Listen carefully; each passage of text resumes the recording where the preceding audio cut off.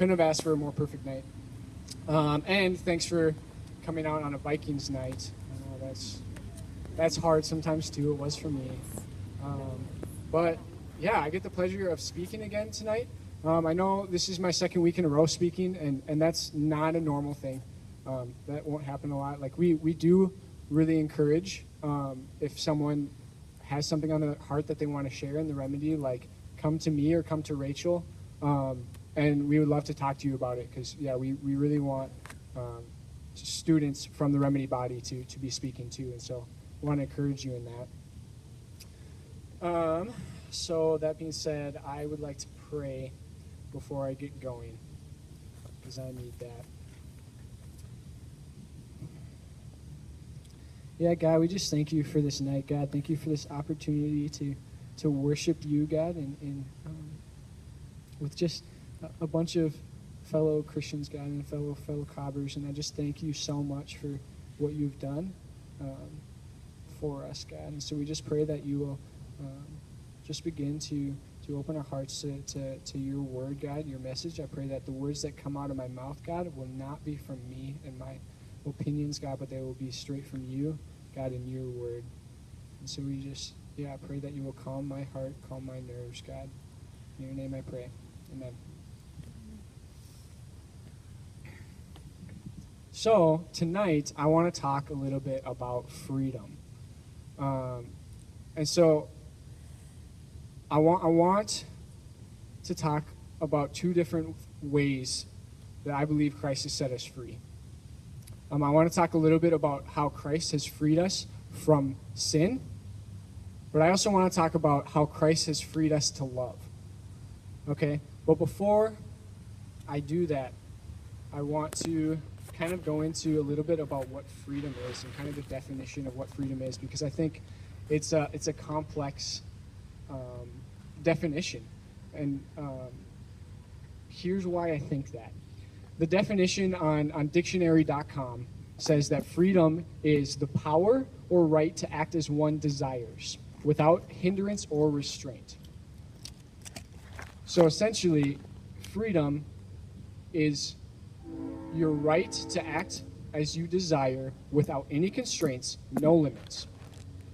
Okay, that's freedom. And that's what people tell us freedom is. Be who you want to be. There are no limits. But I want to challenge that definition.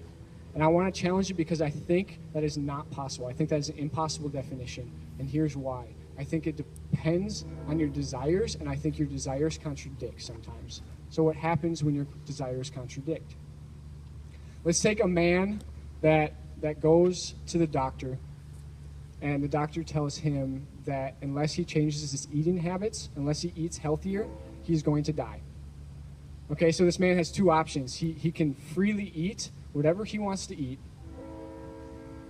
or he can set that desire aside and he can say, no, I'm going to eat healthier so I can gain a freer life, aka more life. Right? So it's not, real freedom is not, real freedom is losing some freedom in order to gain more freedom. Okay, and that's what I think freedom is. You know, as college students, I think we understand this. Like, our goal after college is what? To get a job and become successful in life after college, whatever successful means.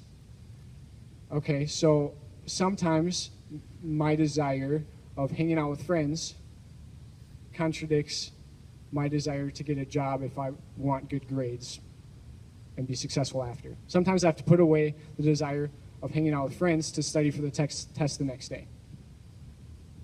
Okay, as athletes, those of you who are athletes, I've seen a lot of people that have to get up at the break of dawn to go work out or lift. Like, I guarantee most of them, when they wake up, don't want to stay asleep. Okay, that's a desire that sometimes they feel, but they put away that desire in order to gain a more freeing desire that they want to be better at their sport. Okay? They choose working out, I choose sleep, whatever. But in essence, it's not, freedom is not the absence of constraints, but it's finding the liberating constraints. in order to find a more freeing desire. Okay, so it's not the absence of constraints, but finding more liberating constraints. Okay, so that's what I think freedom is. Okay, so going into my first point, we are free from sin. And I think you can split that into two parts. I think that grace and what Christ has done for us has freed us from the penalty of sin, as well as freed us from the power of sin. And here's what I mean by that. In the Bible, it talks a lot about sin being the ultimate slavery. If you sin, you are a slave to sin. Sin equals slavery. It has that metaphor everywhere throughout the Bible. And last week, I kind of talked a little bit about how sin is so much more than just our outward committing adultery, committing murder, stuff like that. It's so much more than that. It's much more inward. Like, if I lust at a girl, that's committing adultery in my heart. If I'm angry at my brother or sister, like, that's committing murder. So it goes so much farther than just an outward expression. You know, Paul in Ephesians, let me get to it first. Paul in Ephesians says this, that he said, although I am less than the least of God's people, this grace was given to me. He said, although I am the least of God's people. So Paul, the Apostle Paul, who is known as this godly man who has furthered the gospel arguably more than anyone, okay? This guy is telling us that he is the worst person that he has ever met. He's the worst person he knows. Because he truly knows his desires, he truly knows his thoughts, and he knows how sinful he is. Like if you were to put my desires and my thoughts that I've had in my life up on that screen, I guarantee none of you would want to be my friend. None of you would want to be my friend because I am the worst person that I know. And you ain't so hot either. Like, let's be honest. You know, like, it goes so far beyond what we do on the outside. And yet, God still saw that, and he said, I still love that man. I still love that woman. And I'm going to send my only son, and that son is going to live a perfect life, and he's going to die a death that we deserve. Okay, I talked about that last week too, how our sin was placed upon him, and that's what killed him. That's the death that he overcame.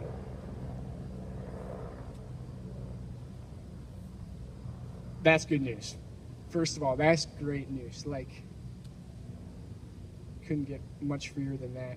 But Jesus, I believe, didn't just come to set non-Christians free from the penalty of sin, but he also came to set Christians free from the power of sin. Yeah. Okay, he did not just come to set us free from eternal death, which is awesome, but he also came to set us free from the power of sin. Romans 6 says this. Now, if we died with Christ, if our sin died with Christ, we believe that we also live with him. For we know that since Christ was raised from the dead, he cannot die again. Death is no longer mastery over him. Okay, so death is no longer mastery over him. It's no longer mastery over us. In the same way, count yourselves dead to sin, but alive in God in Christ Jesus. Therefore, do not let sin reign in your mortal body, so that you obey its evil desires. For sin shall no longer be your master, because you are no longer under law, but under grace. Sin is no longer our master because we are no longer under law, but under grace. Woo! Woo! Whoever did that, yeah. Jesus talks in John to a bunch of Jews, and I think he paints a beautiful picture of this.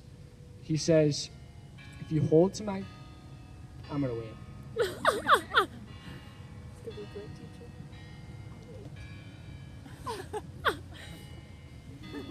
You're going to be a great teacher, Christian. You'll be a great teacher. I'll wait. Okay, so Jesus paints this beautiful picture of what I think this looks like. He says to Jews who thought they knew the law of God, right? He says, if you hold to my teachings and are really my disciples, then you know the truth, and the truth will set you free. And these Jews are like, wait a minute, Jesus, like, we're descendants of Abraham. We've never been slaves to anyone. They say, we've never been slaves to anyone, so how can you say that we shall be set free if we're not slaves? And this is what Jesus said. Jesus says, I tell you the truth, everyone who sins is a slave to sin. Now a slave has no permanent place in the family, but a son belongs to it forever. So if the son sets you free, you will be free indeed. Okay, I think he sets this beautiful picture of an estate, okay? So like think back in the olden days when you had this huge estate and a bunch of sons and daughters lived there, and a lot of servants, okay? He's saying here that a slave or a servant has no permanent place in this family, which is true. Think about a servant in this state. Like, they may know the master, they may know that master, and they may even know what's right and wrong in that estate, but they're only there under good conditions. If they fail the master, if they disobey them in a way that ruins, the way that the master looks at them, that master has no option but to let him go.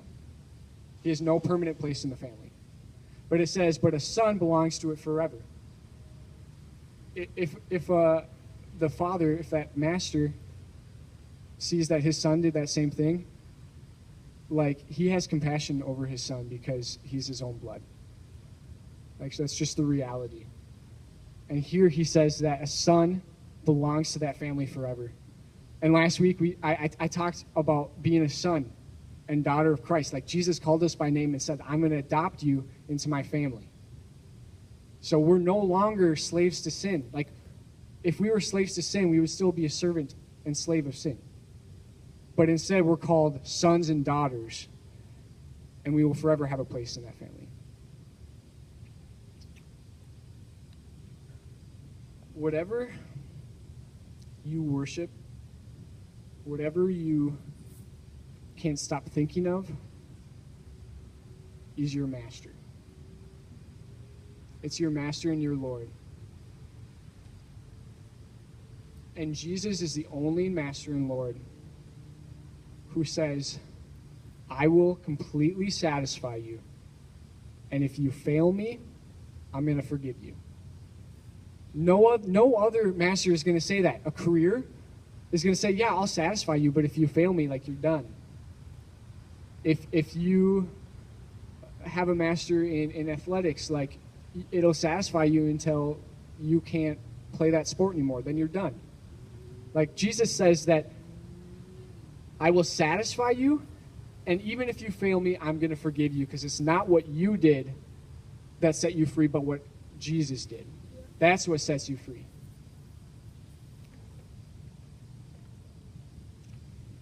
All right, now I'm going to awkwardly transition to my second point. Okay, so there it is. My second point is that Jesus not only frees us from sin, but he also gives us the freedom to love.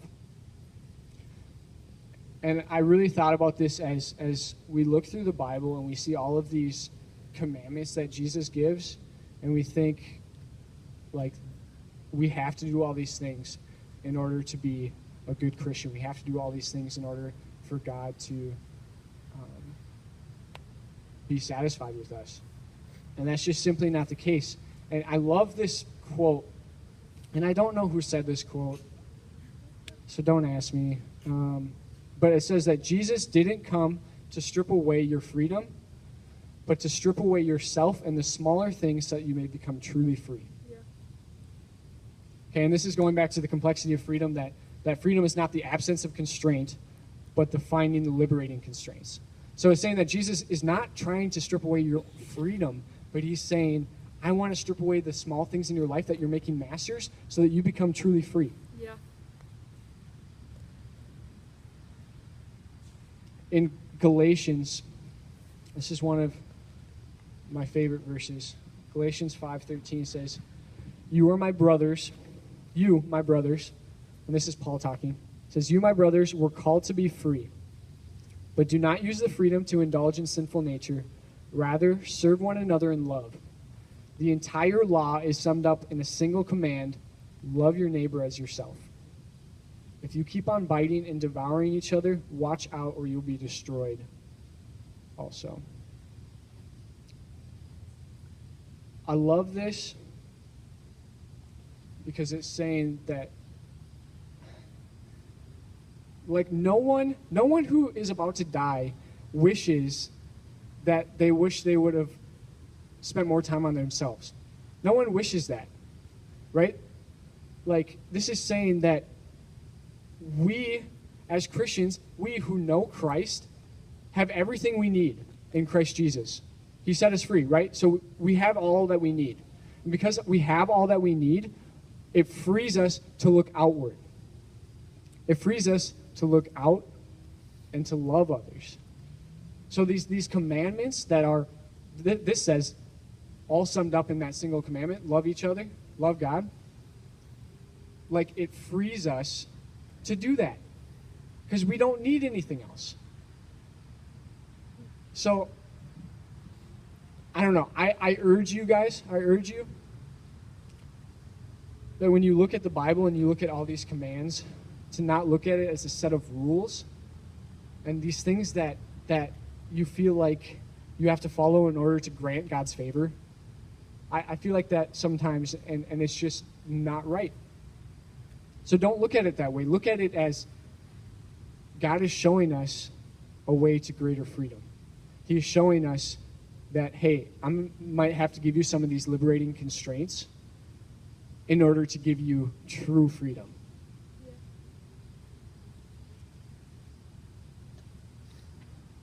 I just want to end with a story. This is one of my favorite stories, and it was in a book called Glorious Ruin, which was about freedom. And it's a story about the Civil War's days, so still when America had slaves, when slaves were still a thing here. And it was about a man who went to a slave auction and he purchased a slave girl. Okay, so he purchased a slave girl, and as they were walking away, the man looked at the girl and told her, "You're free." And then there's this dialogue where the girl responds in amazement and says, "You mean I'm free to do whatever I want?" He says, "Yes." "And to say whatever I want to say?" "Yes, anything." "And to be whatever I want to be?" "Yep." "And even go where I want to go?" "Yes," he answered with a smile. "You're free to go wherever you would like." And she looked at him intently, and she replied, "Then I will go with you." See, Jesus came to that slave market, and he purchased us by his blood and set us free from sin. Okay? He set us free from sin, so we are no longer slaves to sin. We are no longer slaves to that power of sin, but we are sons and daughters of Christ, of God. Amen.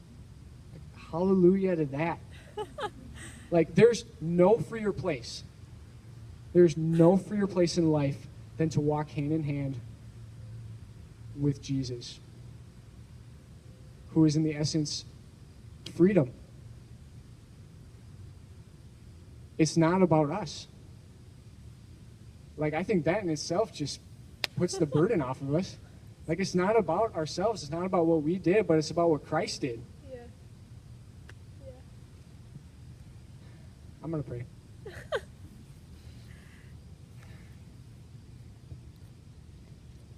God, thank you. We praise you for who you are, God. You are so big, and we are so small. God, we thank you that you have come and you have freed us, God, from the slavery, from this sin that is so easily entangled us, God. God, we thank you for not only freeing us from that, but also calling us sons and daughters. God, that we may look outside of ourselves because we realize all that we need is in you. And so that we are free to look outside of ourselves and we're free to love others. So God, I just pray that this it's just the cry of our heart, God. I just pray that this becomes real in our lives. God, that this is not just a theology and just a sense of what we think, God, but this is something that we live out day to day, God.